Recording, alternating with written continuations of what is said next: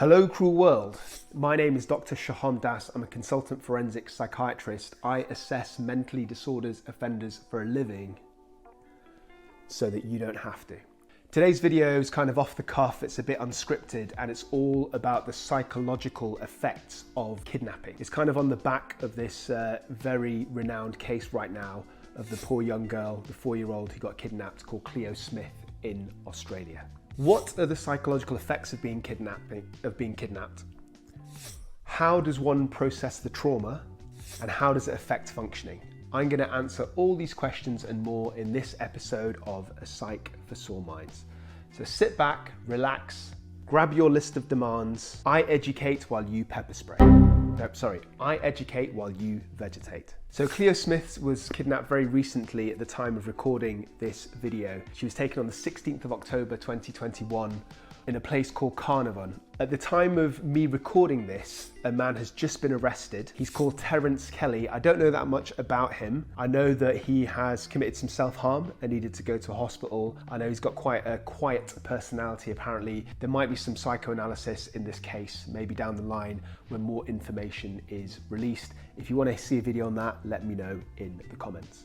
I do know that Cleo was found about 18 days after she was taken from her campsite, which was about 560 miles north of Perth in Australia. She was taken from a campsite called 𝐏𝐬𝐲𝐝 Blowholes, which is renowned for its scenery, its caves, and its lagoons. I don't know, maybe some other things. I'm a forensic psychiatrist, not an estate agent. What do you want from me? So the next question is, what's the typical kind of reaction for somebody who has been taken hostage or been kidnapped? I use the word typical very loosely because there's not really a typical response. It depends on so many factors like the age of the perpetrator, their personality, their natural resilience. That's kind of the case in all kinds of trauma. And also how traumatic the actual event was. So how long it lasted for, how they were treated, whether they were sexually assaulted, whether they were genuinely in fear of their life. So there's lots and lots of different complicated factors, like most things to do with mental health and forensic psychiatry. Nevertheless, let's break down the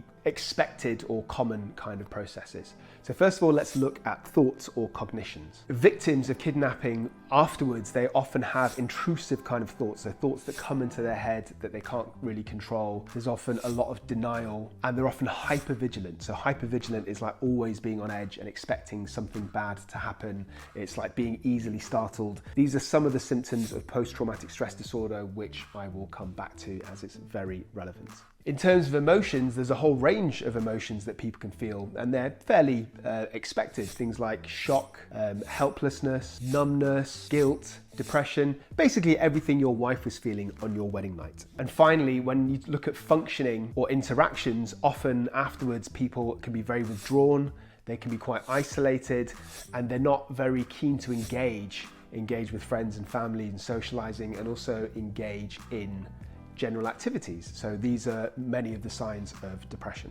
Of course, you've probably all heard of Stockholm syndrome. So that's when a captor emotionally connects with and has some sympathy with the people who took them hostage in the first place. Most importantly, it lasts past the event, so it lasts past the kidnapping, and the captor often takes on the belief system and the ethos and the ethics of the person that took them, and they even try and protect them. One really interesting case is somebody that I've done a previous video on.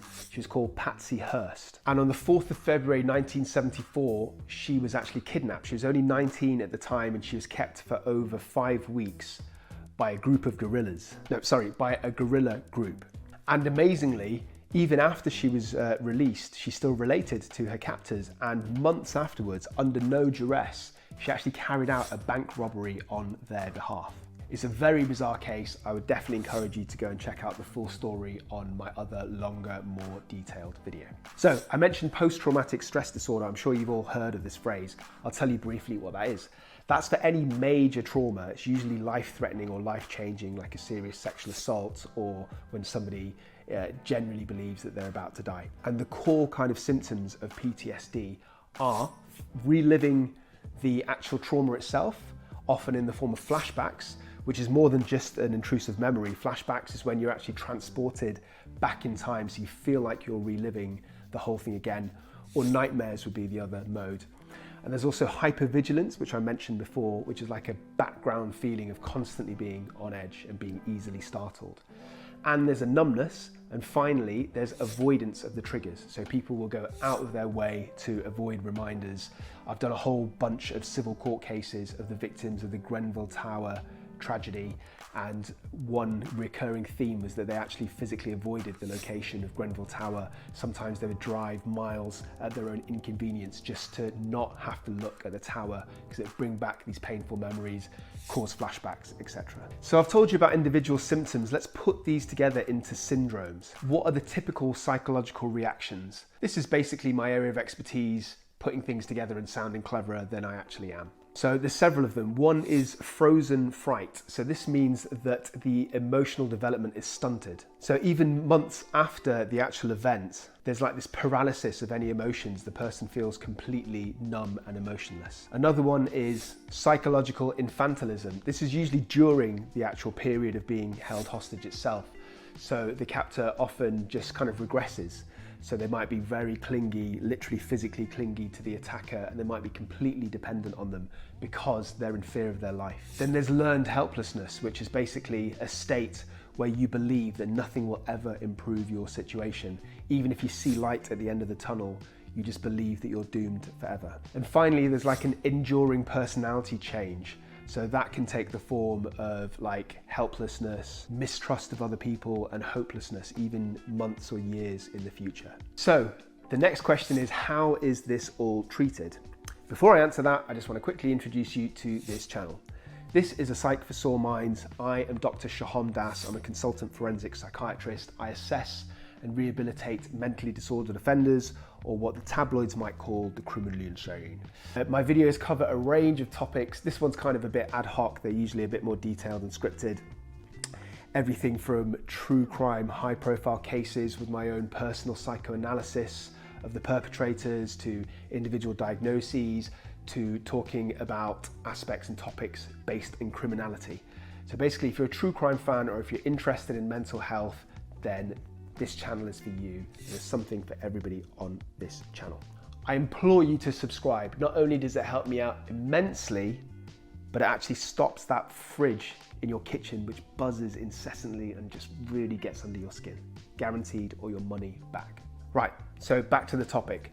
How you treat victims of kidnap, particularly prolonged kidnap or being hostages for a long period of time, is basically CBT, cognitive behavioral therapy. You turn negative thoughts and emotions into positive ones. So basically the therapist will challenge the victim's thoughts, their beliefs, their emotions, and even their physiological anxiety responses by challenging them, getting them to dissect them, try and explain whether they're logical or not, and obviously they're not, and trying to find more helpful, realistic, appropriate reactions and thoughts. And it's very structured. You get homework, you get little tasks, and you come back and you kind of report back how you've done for the previous week, and over time you change your thoughts and behaviors. I know it might sound far-fetched to some people, but it does generally work in the majority of cases. With somebody as young as Cleo Smith, who's only 4 years old, bless her, a lot of that is too complicated, as you'd expect. So a lot of it has to be done through the art of playing. Okay, so to conclude, this is just a brief video to talk about the case of Cleo Smith, and I'm so grateful to God, even though I'm an atheist, that she was found unharmed. Very interested to see what's going to happen with the perpetrator, interested to know about his psychological makeup, obviously. And I hope I've given you a bit of an insight into the typical kind of psychological reactions to what happens to victims weeks, months, even years down the line, plus how it is treated. The last thing to say is you've got to go and check out my book, Into Minds, which is like the memoirs of a forensic psychiatrist. I go into a lot more depth of a number of high profile cases, plus cases I've personally assessed, all anonymized, so I don't get into trouble. Go cop it in March 2022. Until next time, please tell all your friends and enemies about this channel. Spread the love, they deserve it. I need more subs, my ego is fragile, I need love. Until next time, stay euthymic, and please do not forget, I love you.